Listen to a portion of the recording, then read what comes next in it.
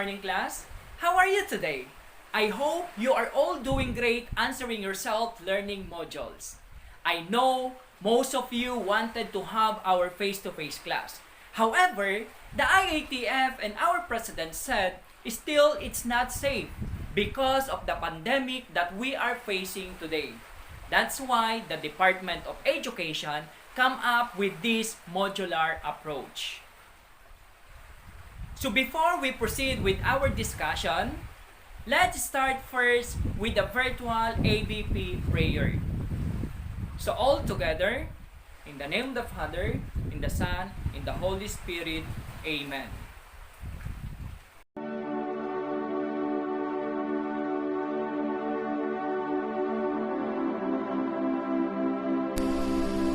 Dear God, I praise you and I thank you for this wonderful day. Grant me the grace to understand our lesson for today. Through whatever media or modality may it be, and bless me so that I may appreciate this grace of being able to study despite of the challenges we are facing because of this pandemic. Make me realize the value of education and the beauty of learning, so that each day I will be more motivated to do my responsibility as a student. Bless our classmates, that they too may see your goodness in everything and see this time as an opportunity to show our love to our parents by studying well. Bless our teachers so that they will become more inspired to teach us and see this time as an opportunity to show compassion in their chosen profession. And lastly, our parents so that they may become resilient, especially during these trying times. This we ask in your most holy name. Amen.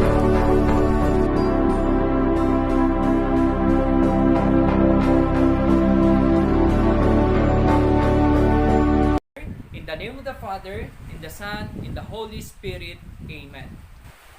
Who among you still remember the discussion last meeting? Anyone from the class? Okay? Yes? Okay, very good. So the lesson that we had discussed last meeting is all about the myths, misconceptions, signs, and symptoms of drug abuse. Okay, so let's check if all of you are really reading and analyzing the lesson given to you last time. So let's proceed. Read and understand the statement. Tell whether it is myths or facts about drugs of abuse. Number 1. Certain drugs of abuse stimulate the production of stomach acids. Is it a myths or facts? Okay, anyone from the class? Yes. Correct. So that is a facts. So drugs can stimulate the production of stomach acids. Number 2, drugs of abuse improve memory. Okay, correct. So that is a fact. Take note, class, that drugs cannot improve our memory. For number 3, drugs of abuse make a person bold and brave. Is it a myths or facts? Yes.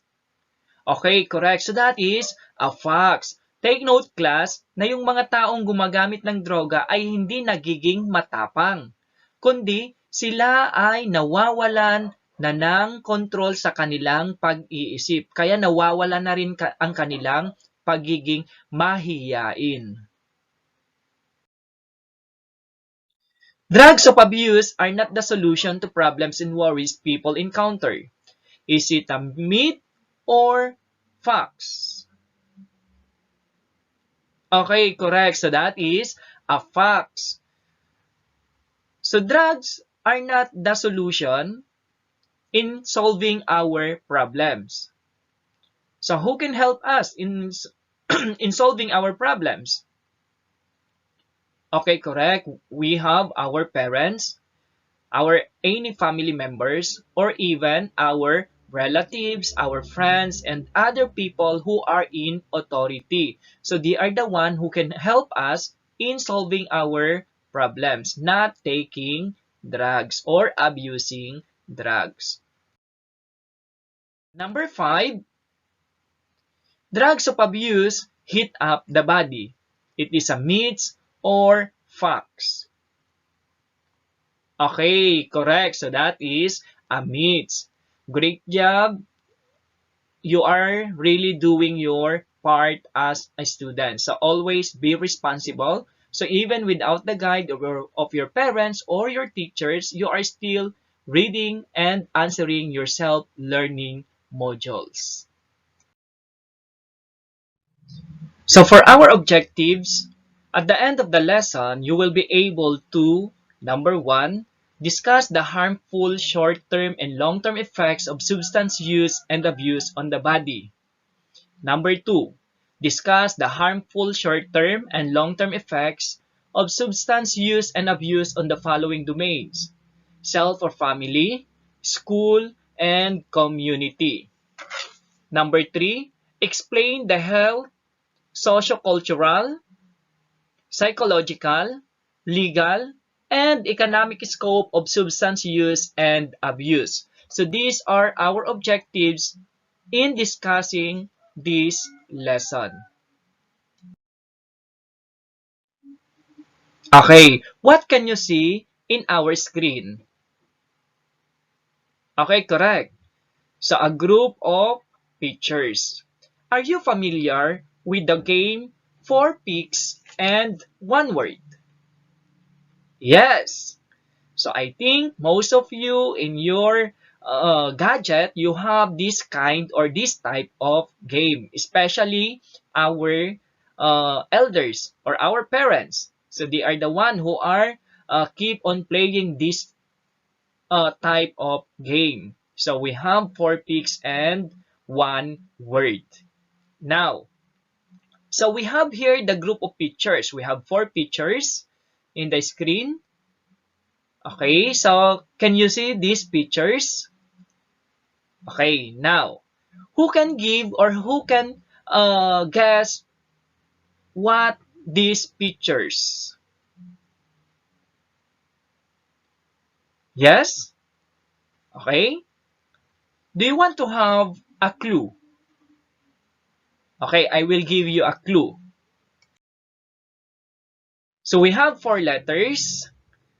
The answer is composed of 4 letters. And then we have here already given 2 letters. So it starts with letter C and it ends with letter E. Okay, correct. So that is okay, so we have cure. Next picture. What can you see in the monitor? Okay, so we have a dozen of medicines. And then for the 3 pictures, a group of, okay, correct, a group of fruits. So any guess about these pictures? No one? Do you have another clue? Okay, so dyan kayo magaling sa mga clue na yan. Okay, start with letter V and it ends with letter N. And at the middle, we have letter A. Any guess? Very good. We have vitamin. Are you taking drugs or vitamins? Okay. How about eating fruits? Okay, very good. So if you are eating fruits, so it's more healthy than other foods. Third group of pictures. What can you see in our picture or with the in our screen? So still we have medicines. A child?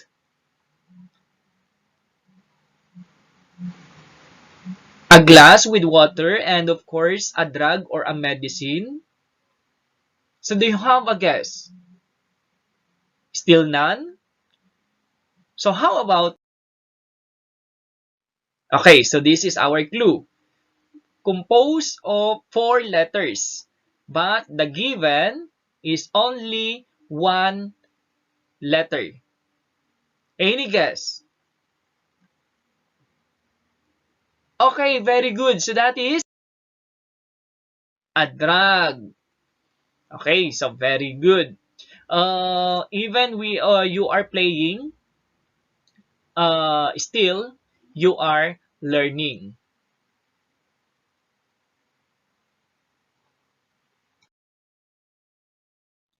So how addiction affects your brain? Any idea how addiction affects our brain? Yes, correct. So addiction affects your brain because you can't control now your brain. What you are thinking, your thinkings, or even sending messages or receiving messages from other friends or other family members.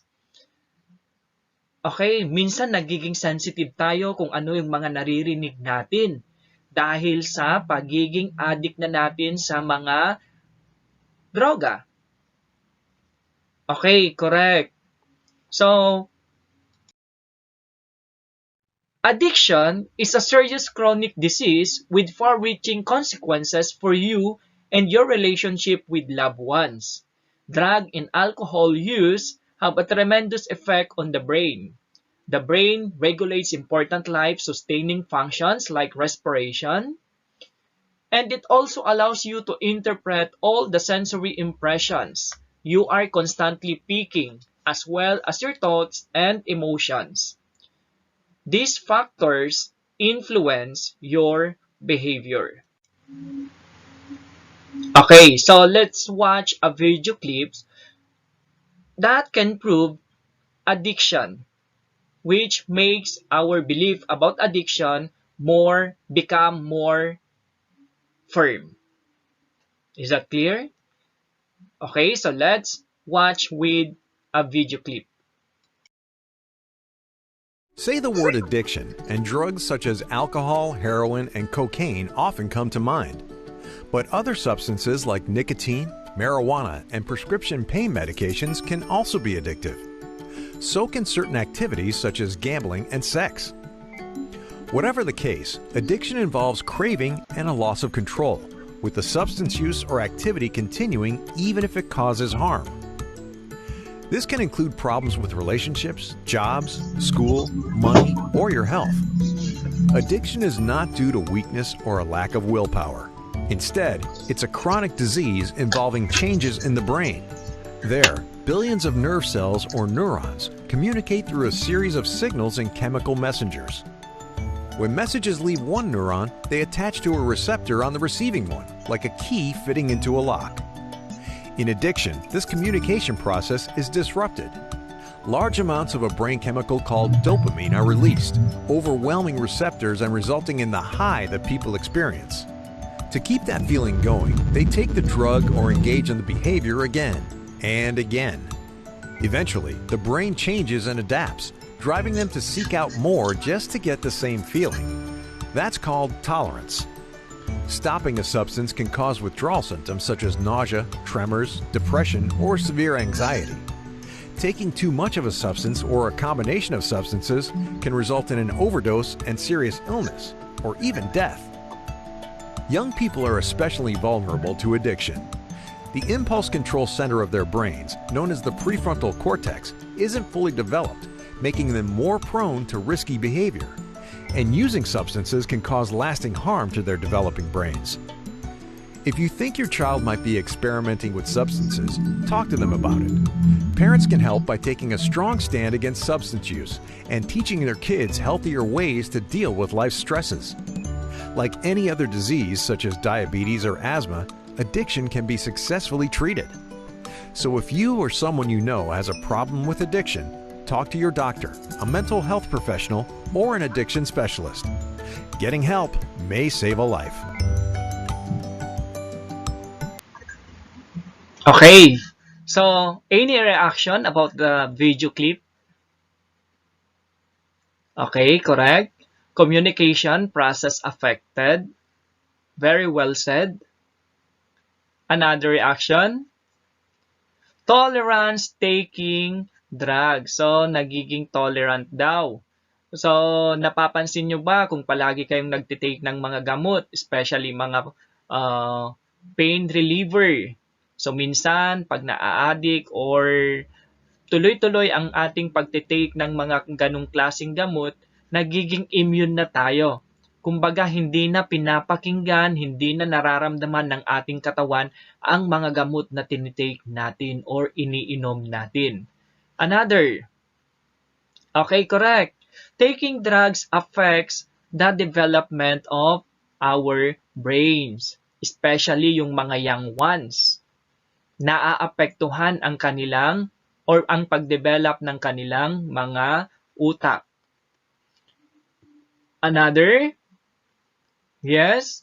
So drugs also affect the way the brain normally sends and receives and process information.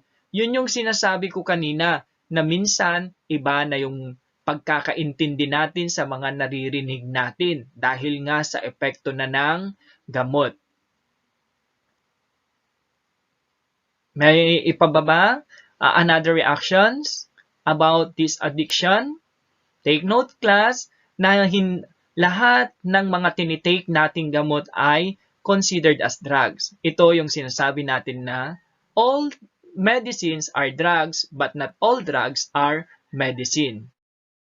Today, we will be discussing about the short-term and long-term effects of substance use and abuse. If we say short-term effects, this will be lasted for a couple of days, an hour, or even for a short-term period of time. While long-term effects can be felt for a weeks, a month, or even for a lifetime. Now, take a look with these pictures. Are you aware with these pictures? Correct. Very good.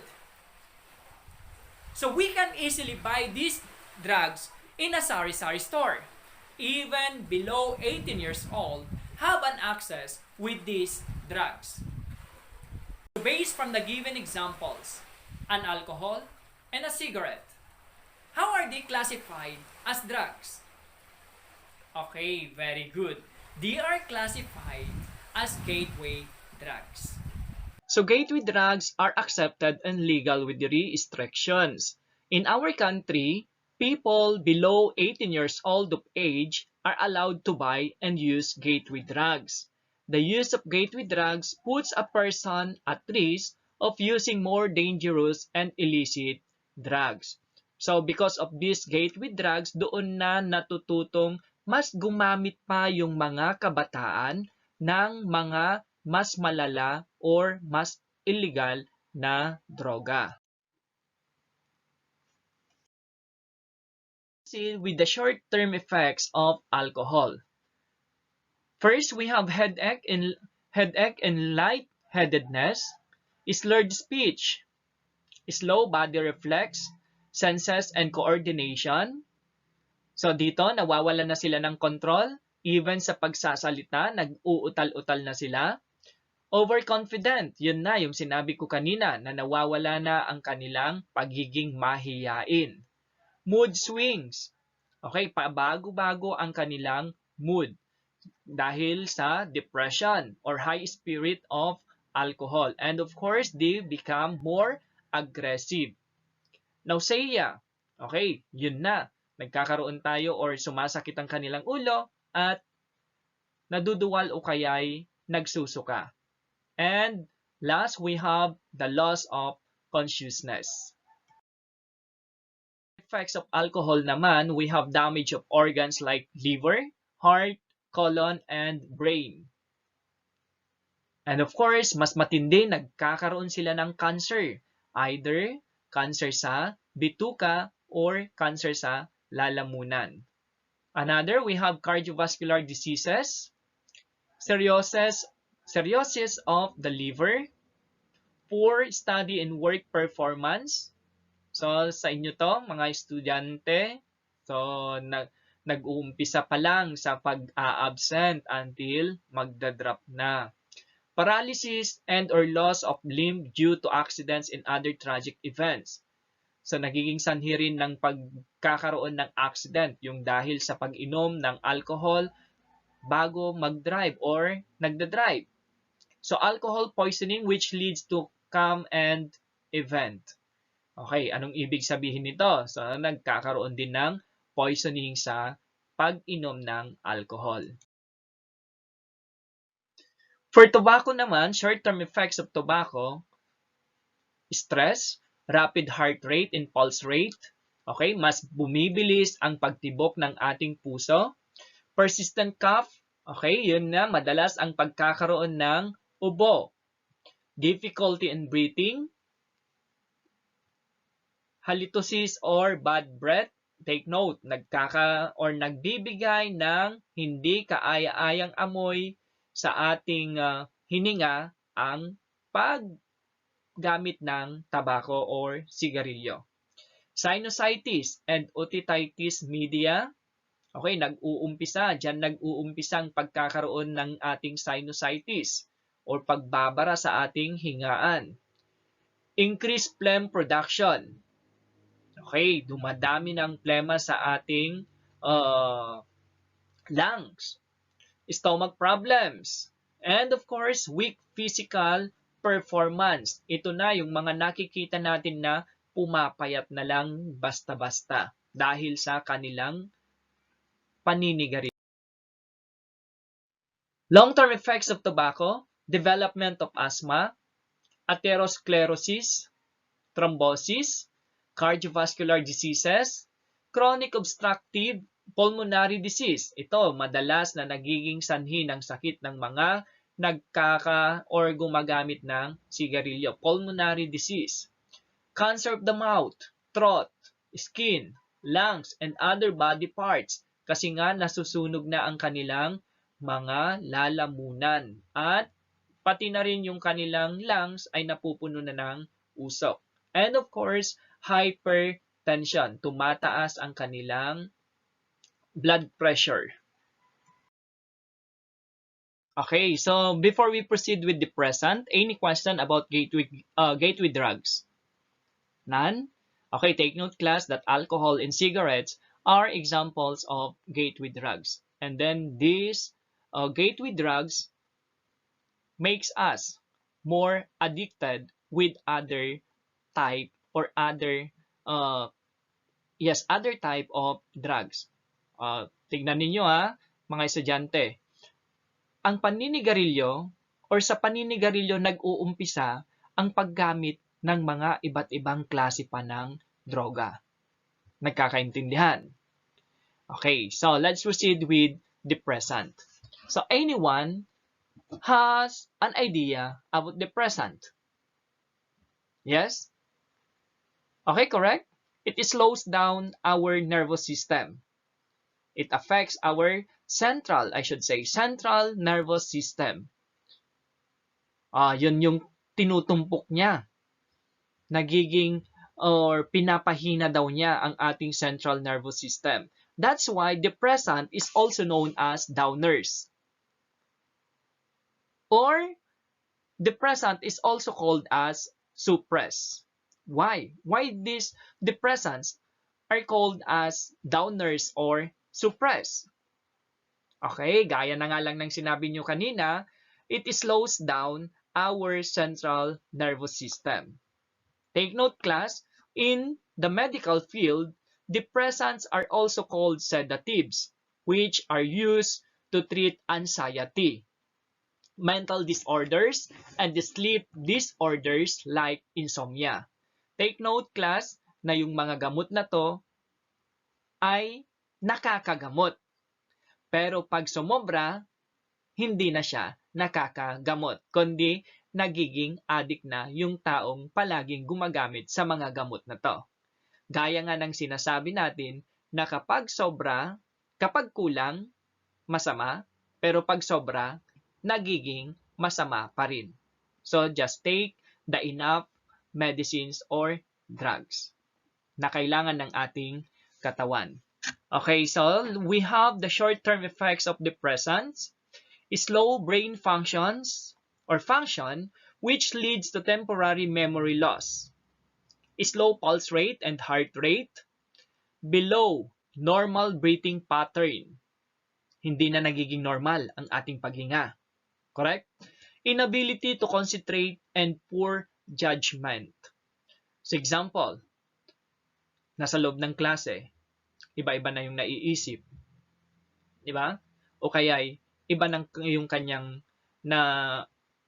guess or na iba na yung pagkakaintindi niya sa sinasabi ng teacher or sa sinasabi ng kanyang mga kapwa mag-aaral.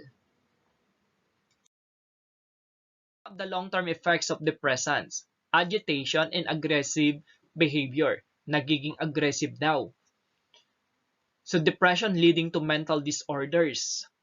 Okay, dahil sa depression, okay, anong nangyayari sa kanya? Nag-iisip na lang nag-iisip. Depressed palagi. So naapektuhan ang kanyang pag-iisip until such time na makikita nyo na lang siya dyan na palakad-lakad na lang siya dyan sa kalsada na may hinihilang, ano ang kanyang hinihila? Okay, may hinihilang lata. So anong ibig sabihin na natin doon?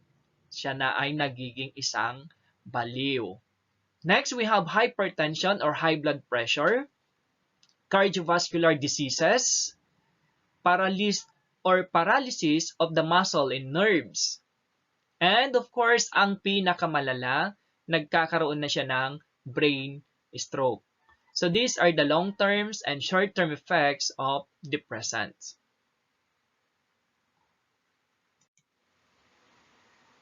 Okay, so tatandaan ninyo na sa depressant,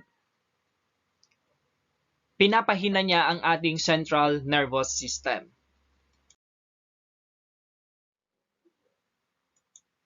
Next. Okay. Wow, ang sarap naman yan. Can you see this picture? Yes? So that is a chocolate. Okay.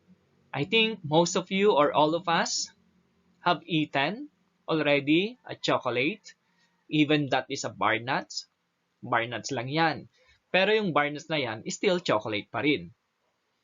Wow, may Toblerone siya. O Toblerone, anong pagkakaiba ni Toblerone sa bar nuts? Di ba parehas lang na chocolate? Yun nga lang, meron pa rin silang pagkakaiba sa panlasa or sa lasa.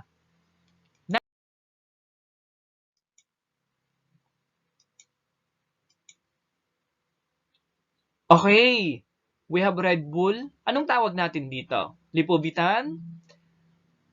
Power Cola? Anong tawag natin sa kanila?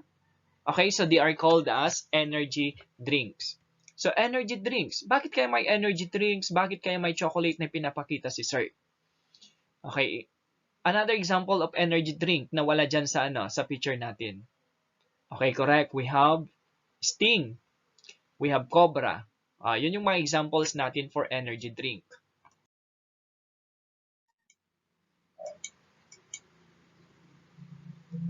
Wow!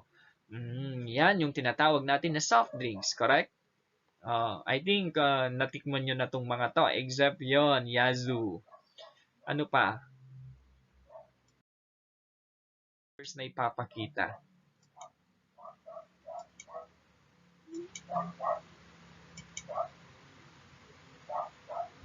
Wow, coffee. Sino sa inyo ang coffee addict?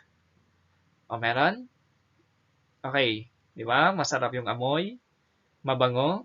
O, tignan nyo, umuusok pa.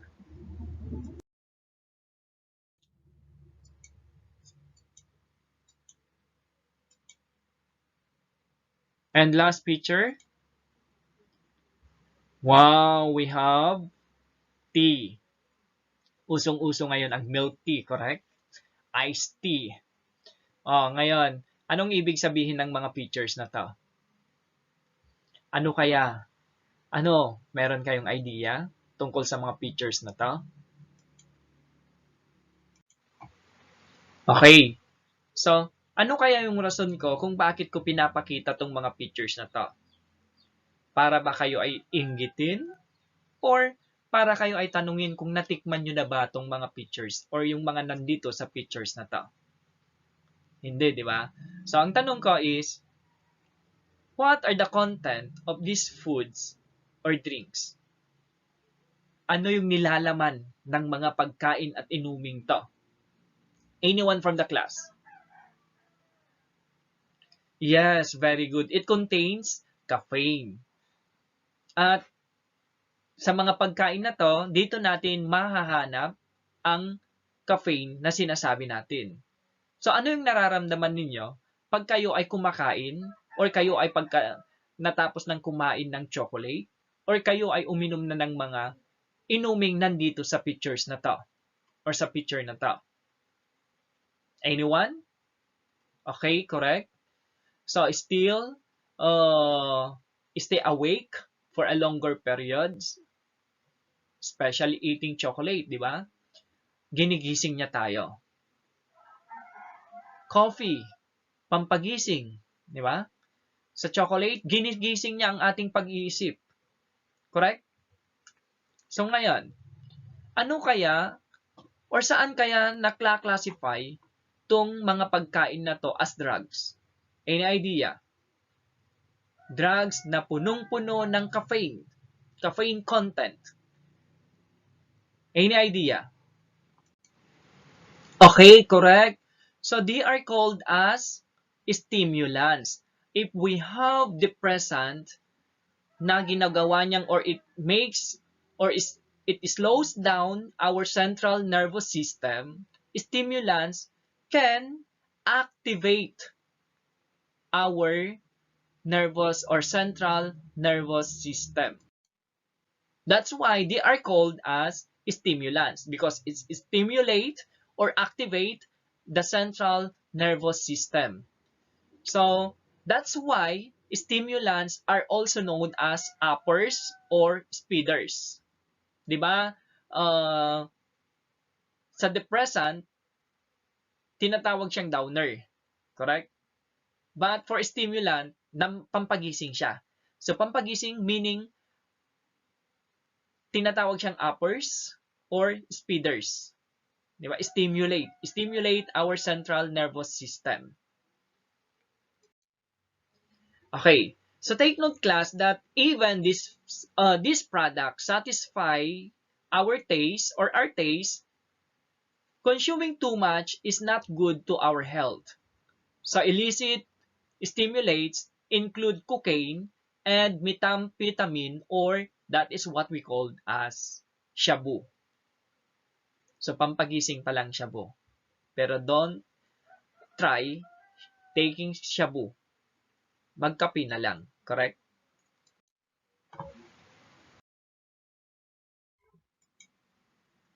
Okay, so let's proceed with the short-term effects of stimulants. Increase heart rate and pulse rate. Increase respiration. So we have the breathing rate. It increases. It also increases our digestive processes. Increase blood pressure. Increase also our body temperature. And of course, decreases appetite. Nawawalan na ng ganang kumain.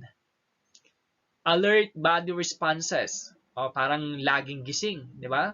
Nagiging alerto ang ating katawan. Kagaya nga lang ng sinasabi natin kanina or we define stimulant as what? Uppers or speeders because it stimulate our central nervous system. That's why it alerts body responses and of course inability to sleep. Next, we have the long-term effects of stimulants. First, we have paranoia, heart attack, brain stroke, brain damage, kidney damage, liver damage, And ang pinakamalala, which leads to death. So pagpapansinin natin tong mga nandito sa long-term effects of stimulant, talagang long-term na kasi nasisira na yung mga ibang body parts natin or yung ibang systems natin na kailangan natin para tayo ay mabuhay. So these are the short-term and long-term effects of stimulants. Okay, so what can you see in the picture? Oh no, that is not a dangla leaves. Okay, correct? That is a marijuana leaves. So have you seen already an actual picture or an actual marijuana? Okay, very good. So do not attempt or do not try taking marijuana. Like what I said earlier, using cigarettes. At first, you are using cigarettes. But until such time, you will become expert in using cigarettes. Then papalitan mo na yung laman niya into dried marijuana leaves, masama na yon, di ba? Masama na nga lang yung paggamit natin ng tabako sa ating kalusugan, mas mapapasama pa tayo pagpapalitan natin yon into dried marijuana leaves. Especially na ngayon, during this time of pandemic.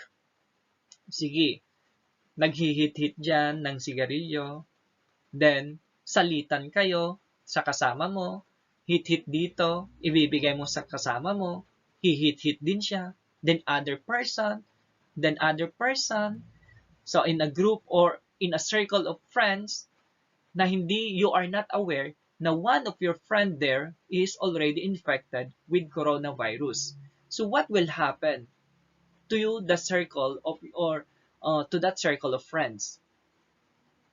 Okay, you will become a carrier also of that coronavirus. So please avoid that. Kasi baka kayo na ang magkakalat ng virus sa buong community. Correct? Okay. Saan pa madalas nakikita yung picture ng marijuana leaves?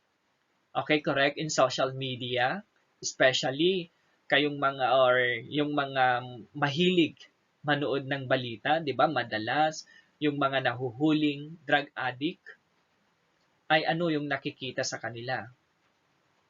Dried marijuana leaves. Okay. Other thing, saan pa natin madalas makita? Okay, correct. Mga naka-imprentang marijuana leaves sa mga ginagamit natin like sombrero, shoes, at lalong-lalo na sa ating mga t-shirt, 'di ba? So, pag may mga nakikita kayong ganon, maganda ba yung example ng isang kabataang katulad ninyo? Ang gumamit or irampa ang damit dyan, yung mga gamit dyan sa labas, sa kalsada, irampa na ang naka-imprenta ay isang marijuana leaves. Okay, very good. So, hindi yon maganda. Ano yung sasabihin sa'yo? You are like promoting marijuana or use marijuana. So please avoid that. Avoid using those kinds of things with printed marijuana leaves. Okay.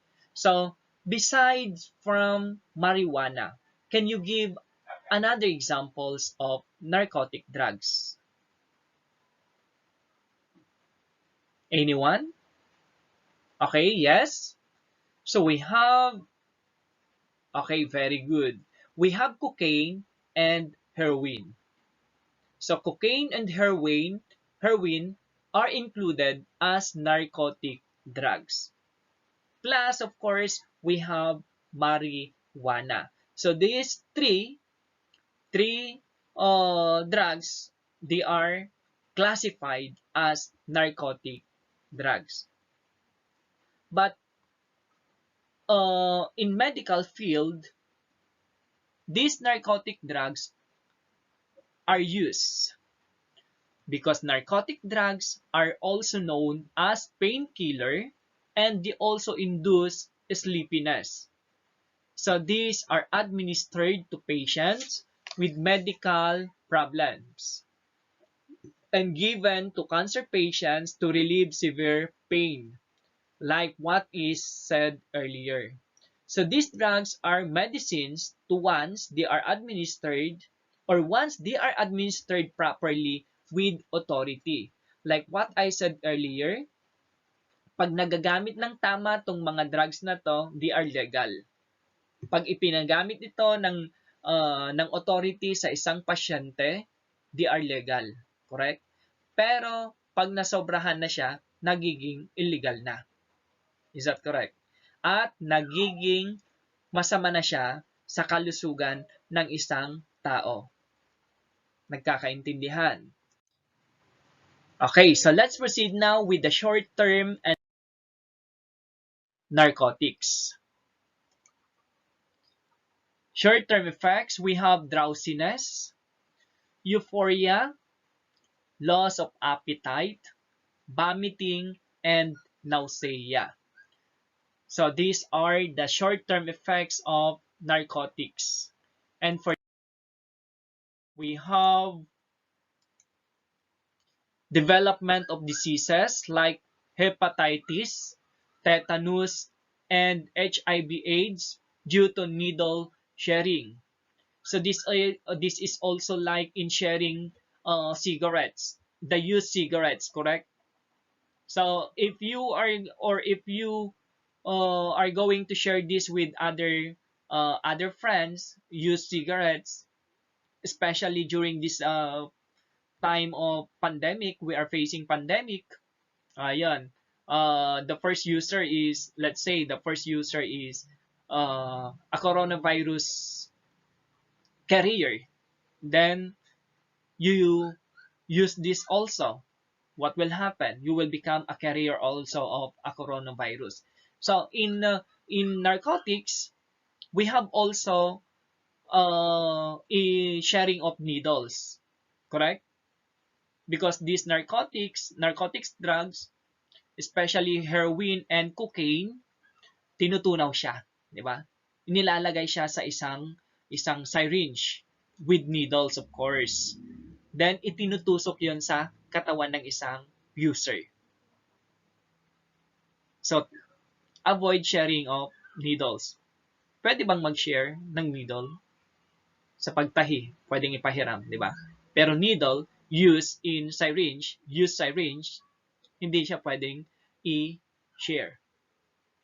Sa hospital nga, di ba? Pag nagamit na yon, yung syringe na yon, anong ginagawa? Tinatapon ka agad sa tamang tapunan.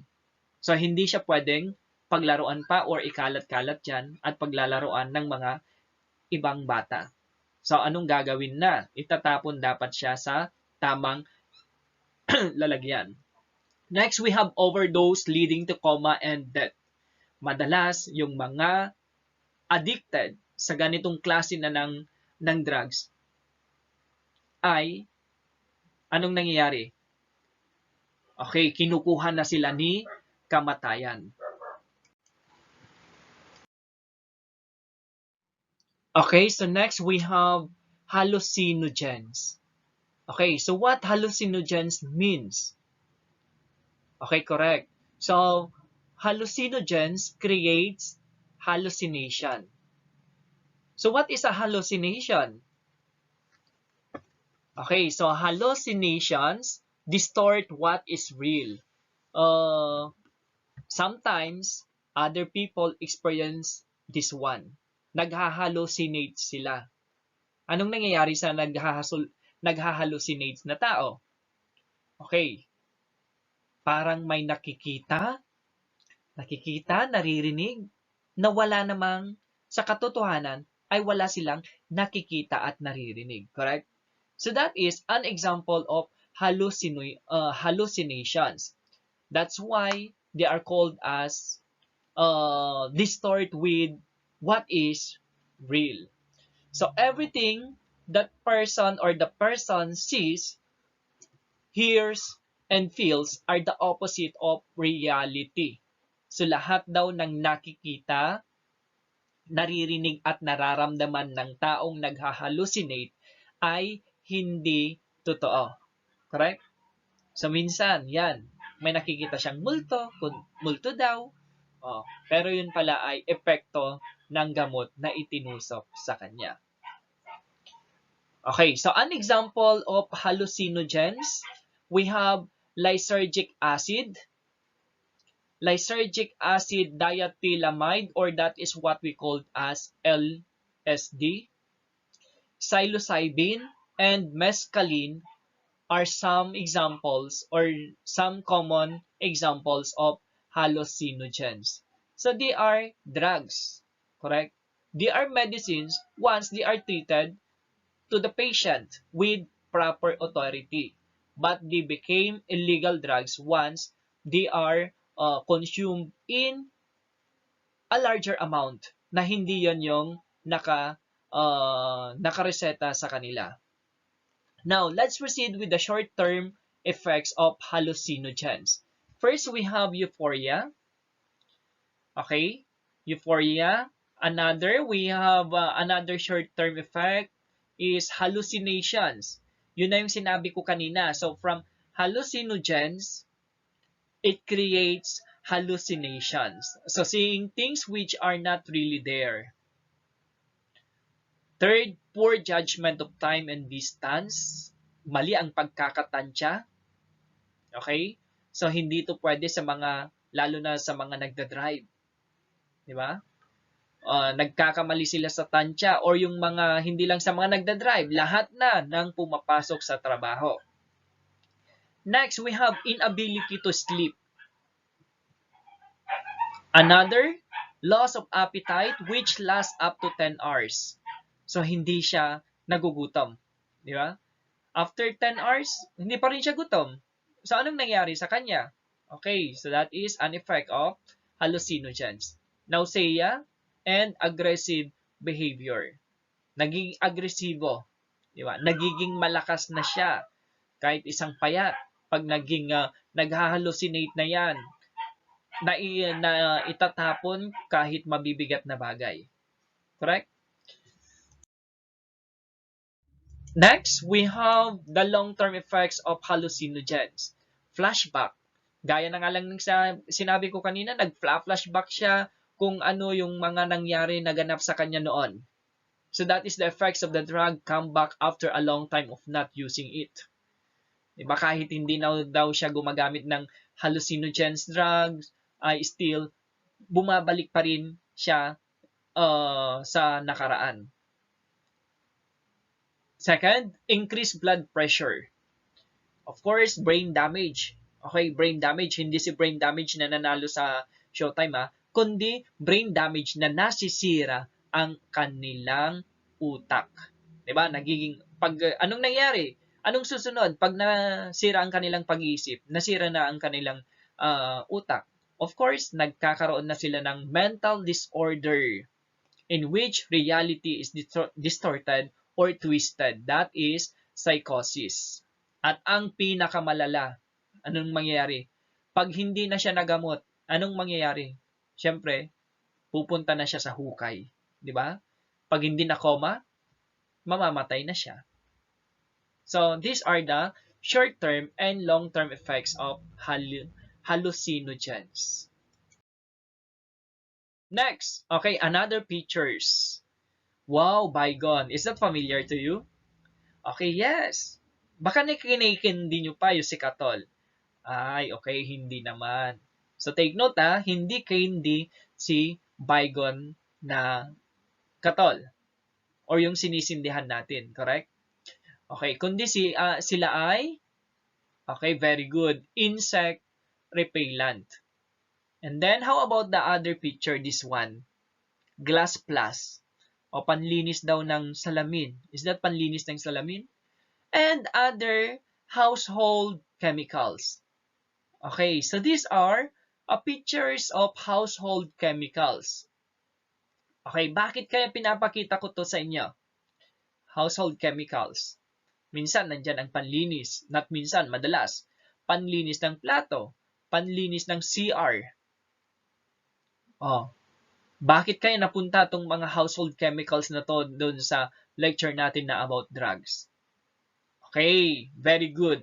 They are also considered as drugs. And specifically, They are classified as what type of drugs? Okay, very good. They are called as inhalants drugs.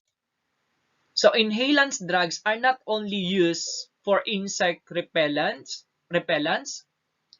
or they are not only used in cleaning household, or they are not only household chemical products, but they are also inhalants. Why they are called as inhalants?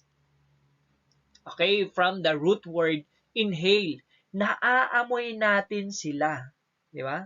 Naaamoy natin sila. Pag naaamoy natin sila, anong mangyayari sa atin? Okay, correct. Nahihilo at napupunta na sa what? Pagsakit na ng ating ulo. Okay, so these inhalants are not good to our body. Once they are inhaled, or once they are huff or sniff, okay, what will happen? Like what I said, yun na, nahihilo at sumasakit na ang ating ulo. Minsan, or yung nakakaamoy pa niyan ay anong nangyayari sa kanila? Nawawalan ng malay. So, these inhalants are also like alcohol. Kasi si alcohol nagkakaroon ng alcohol intoxication. Ganon din si inhalants. Okay, correct. Tama yung narinig ko. We have also rugby. Diba si rugby pandikit lang. Hindi siya pang-addict. Correct? Pandikit ng sapatos. Pero hindi siya pwedeng pang-addict. Nagkakaintindihan. Of the short-term effects of inhalants, first, slurred speech, poor coordination, euphoria, dizziness and nausea, ito yung sinasabi ko kanina, nahihilo, feeling of lightheadedness, foul breath, maamoy daw, hallucinations, and we have delusions. Okay, so if you don't have questions,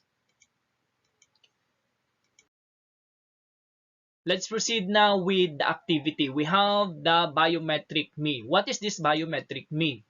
Directions.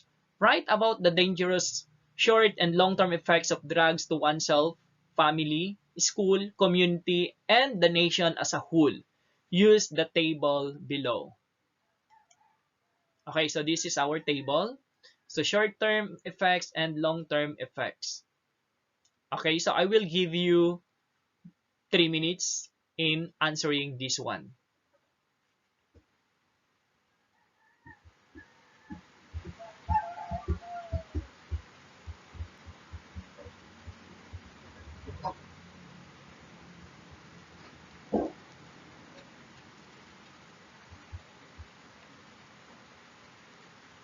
Okay, question about the activity?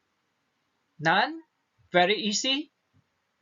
Yes, kasi nga na-discuss naman ng maayos ang ating lesson ngayon. That's why for the activity, maybe this is very easy already for you. Ano daw yung epekto or ano yung mga short-term and long-term effects of drugs sa'yo, sa iyong sarili? Ano? Sa family mo, sa school, sa community, and as a whole, sa buong bansa. So, yun yung mga pwede nyong isagot dyan or ilagay dyan sa inyong papel.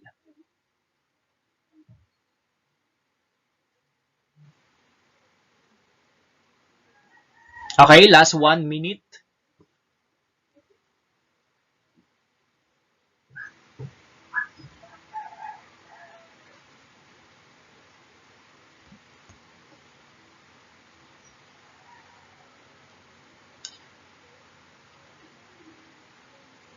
Okay, you can scan your self-learning modules, or even you can ask the help of your parents, your brothers and sisters, especially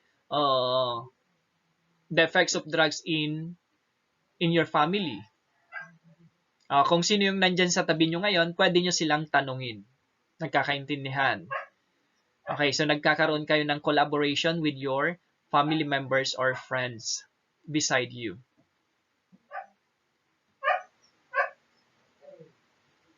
Okay, 5 seconds. 4, 3, 2, 1. Okay. So,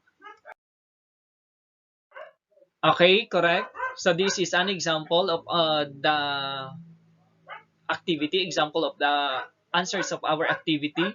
So for self, short-term effects, overconfident, long-term effects, poor study and work performance. So that is for self or oneself. Family, short-term verbal abuse, and then long-term effects, poor parenting and child rearing. For school, absenteeism is the short-term, and the long-term effects, we have dropouts or poor academic performance. Take note from napakasimpleng pag-a-absent lang into dropouts or hindi na talaga siya natuto. For community, we have easy access to gateway drugs. And then for the long-term effects, negative attitudes which favor drug use. And as a whole, we have for the nation, short-term effects, poor implementation of community laws. And of course, if you are having a poor implementation of the laws, we have ignorance and poverty. Is that correct? Okay. Now, let's proceed with the assessment. Okay, so matching type.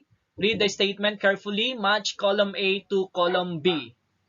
Okay, for column A, we have painkillers, distort reality, uppers or speeders, downers, household chemicals. And then for column B, the classification of drugs. Okay, nakuha na? Okay, so we have number 6, development of diseases like hepatitis, tetanus, and HIV/AIDS. 7, seeing things which are not really exist. 8, agitation and aggressive behaviors. 9, inflammation of the veins. 10, paralysis of the muscles and nerves. So for number 1, painkiller, type of drugs, we have letter D, so that is narcotics, correct? Number 2, distort reality. Okay, distort reality, letter B, hallucinogens. 3, upper or speeders, stimulants, correct, letter E. Downers for number 4, so we have the correct answer, letter A, depressants. Number 5, household chemicals, of course, we have letter C, inhalants. Number 6, we have N, stands for narcotics. So that is the development of diseases like hepatitis, tetanus, and HIV/AIDS. So that is a long-term effects of narcotics. Number 7, seeing things which are not really exist. Okay, so we have hallucinogens. So that is a short-term effect of hallucinogens. Number 8, agitation and aggressive behaviors. Correct, letter D, or depressants. Number 9, inflammation of the veins. Correct, that is letter or N, inflammation because of using of needle. Number 10, paralysis of the muscles and nerves. Okay, so that is depressants or letter D. Who got the perfect score? Very good. How about 9? Okay, still very good. And number 8, 7, 6, 5. Okay, very good. No one got the score below 5. Very good. So any question about the lesson? So before we proceed with the last part of our discussion, do you have questions? None? None so far? Okay.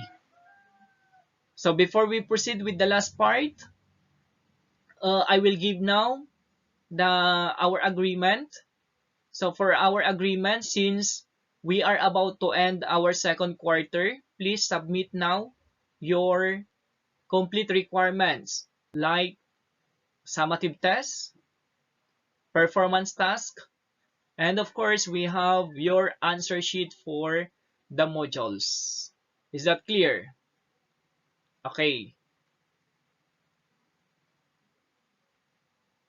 So I will end the discussion with this phrase. All medicines are drugs, but not all drugs are medicines. What does it mean? What does it mean?